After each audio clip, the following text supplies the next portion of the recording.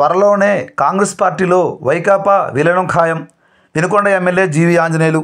ఇక పూర్తి సమాచారం మేరకు రాష్ట్ర చరిత్రలోనే చెరగని సంక్షేమ సంతకం చేస్తున్న కూటమి ప్రభుత్వం 100 రోజుల పాలనతో విపక్ష వైకాపా దిక్కుతోచని స్థితిలో పడిందని, కాంగ్రెస్ పార్టీలో వారి విలీనం ఖాయంగా కనిపిస్తున్నట్టు తెలుగుదేశం పార్టీ వినుకొండ ఎమ్మెల్యే జీవి ఆంజనేయులు కీలక వ్యాఖ్యలు చేశారు.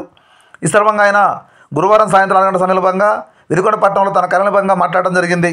సంక్షేమం, అభివృద్ధి మేళవింపుగా సాగుతున్న ప్రజాకర్షక పాలనతో ఇక వారికి పుట్టకథలు ఉండవని వైకాపా నేతలంతా పక్క పార్టీల వైపు చూస్తున్నారన్నారు.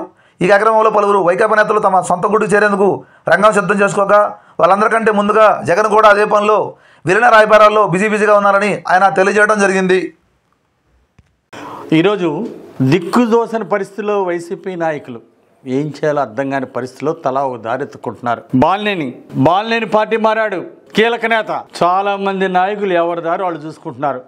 ఇక వైసీపీ పార్టీకి మనుగడ లేదని ఒక నిర్ణయానికి వచ్చాడు. ఈరోజు బాలినేనే కాదు, జగన్మోహన్ రెడ్డి కూడా పార్టీ ఎత్తుకుంటున్నాడు. కాంగ్రెస్ లో చేరాలని ఈరోజు బెంగళూరులో కూర్చొని మంత్రాలు చేసుకుంటా ఉన్నాడు జగన్మోహన్ రెడ్డి. ఈరోజు జగన్మోహన్ రెడ్డి కాంగ్రెస్ లో చేరాలని చెప్పి దిక్కులేని పరిస్థితిలో చూస్తూ ఉంటే వాళ్ళ పార్టీ నాయకులు తలా ఒక దిక్కు ఎవరు ఏ పార్టీలో చేరాలో ఈరోజు వైసీపీ నాయకులు అందరూ కూడా సందిగ్ధంలో ఆలోచిస్తూ ఉన్నారు. కొంతమంది బీజేపీలోకి, కొంతమంది తెలుగుదేశంలోకి, కొంతమంది కాంగ్రెస్ లోకి. ఈ విధంగా ఈరోజు వైసీపీ నాయకులు ఈరోజు పార్టీ మారే పరిస్థితులు ఈరోజు రాష్ట్రంలో ఉన్నాయి. భవిష్యత్తులో వైసీపీ పార్టీకి మనుగడ లేదు. ఈరోజు పవన్ కళ్యాణ్ గారు అలాగే చంద్రబాబు గారు జోడీ సక్సెస్ఫుల్ జోడీ. రాష్ట్ర అభివృద్ధి ధ్యేయంగా పనిచేస్తాం. భవిష్యత్తులో రాష్ట్రాన్ని ఒక ఆదర్శంగా స్వర్ణాంధ్రప్రదేశ్ గా తీర్చిదిద్దుతాం.